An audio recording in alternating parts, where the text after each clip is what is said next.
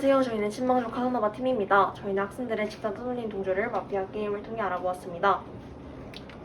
저희는 학교폭력 동조에 영향을 줄 수 있는 인원을 실험과 설문을 통해 알아보았습니다. 실제 집단 떠돌림 상황을 연출하는 것이 가장 좋았겠지만 학생들의 교우 관계와 성격 등을 고려했을 때 윤리적, 물리적 한계점이 있었습니다. 그래서 학생들에게 친근하고 간접적인 상황을 연출할 수 있는 마피아 게임을 통해 알아보았습니다. 그리고 실험을 통해 얻은 데이터가 집단 따돌림 속 동조에도 유의미하게 적용될 수 있을지에 대해 비교하고 학생들이 학급과 무리나 발생하는 집단 따돌림에서 어떤 행동 차이를 보이는지 알아보기 위해 설문을 진행했습니다.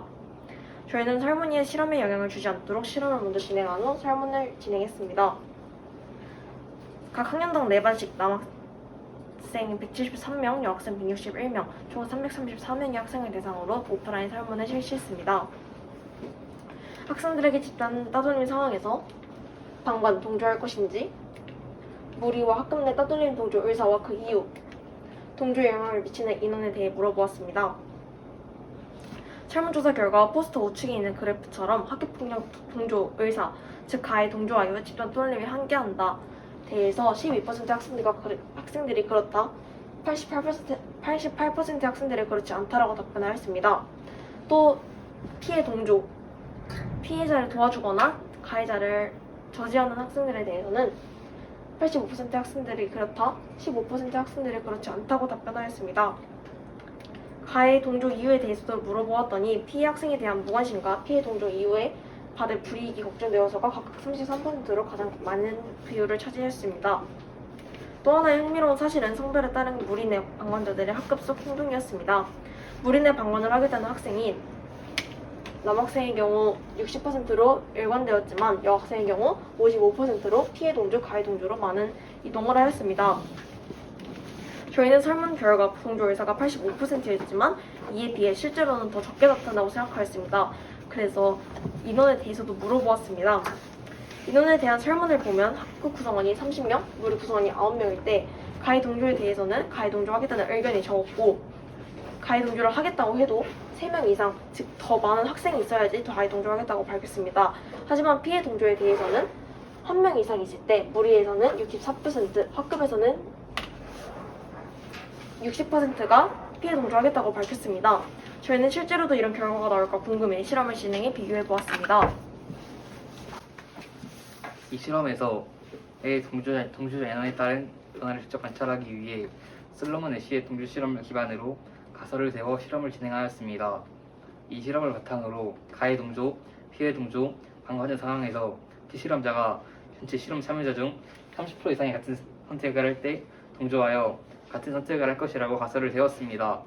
실험을 설계할 때 마피아 게임 속 피실험자의 선택에 영향을 주는 변수들을 최소화하기 위해 시민과 마피아 두 가지 역할만으로 실험을 진행하였습니다. 또 학교폭력 시 주변인이 가해자로부터 느끼는 위압감을 조성하기 위해 피실험자를 1학년 학생들로 설정하고 나머지 8명을 2, 4학년으로 설정하였습니다. 그 다음에 서로 번호를 부르도록 하였습니다. 또한 치우치지 않은 결과를 얻기 위해서 피실험자는 사전에 다음과 같이 동조 테스트를 진행한 다음 5점 만점에 3점에 가까운 학생을 피실험자로 모집하였습니다. 토론에서 가장 먼저 누군가를 마피아로 지목하거나 그에 협조하는 사람을 가해 동조자, 가장 먼저 지목을 당하거나 그 사람을 변호하는 사람을 피해 동조자, 나서지 않고 토론 중 말이 거의 없는 사람을 방관자로 지정하였습니다. 실험은 총 3라운드로 진행하였습니다. 다음과 같이 가해 동조, 피해 동조, 방관 인원을 설정하고 각 라운드에서 참여자 간 토론 후 투표를 통해 한 사람이 탈락되고 투표 후 마피아가 한 사람을 지목해 탈락시켜 라운드당 2명씩 인원이 감소하게 됩니다.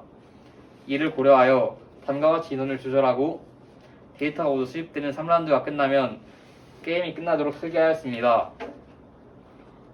실험이 시작되기 전에는 피실험자에게 실험 기록 일지를 배부하고 실험 협력자들에게는 설계된 바와 같이 행동할 수 있도록 지령지를 배부하였습니다. 저희는 실험 결과를 참여 인원에 따라 정리했습니다. 포스터의 우측에 픽토그램으로 정리된 자료를 보실 수 있는데요. 그 결과 상황의 유형에 상관없이 참여자가 9명일 때는 동조자가 3명일 때부터 7명일 때는 2명일 때부터 5명일 때는 1명일 때부터 다음과 같은 빈도로 동조가 일어났습니다. 실험이 끝난 후에는 피실험자를 대상으로 인터뷰를 진행해 마피아를 선택할 때 주변인들의 선택이 영향을 미쳤는지 조사했습니다. 이때 전체 36개 라운드 중 58%의 라운드에서 주변인의 영향을 받아 선택했음을 알 수 있었습니다. 이를 설문과 비교했을 때 설문에서는 45%가 9명 중 한두 명이 피해 동조할 때 자신도 그에 동조하겠다고 응답한 반면 같은 상황을 제시한 실험에서는 3명부터 동조가 나타나기 시작했습니다. 즉 실험에서는 설문에서보다 동조를 일으키기 위해 더 많은 인원이 필요했습니다.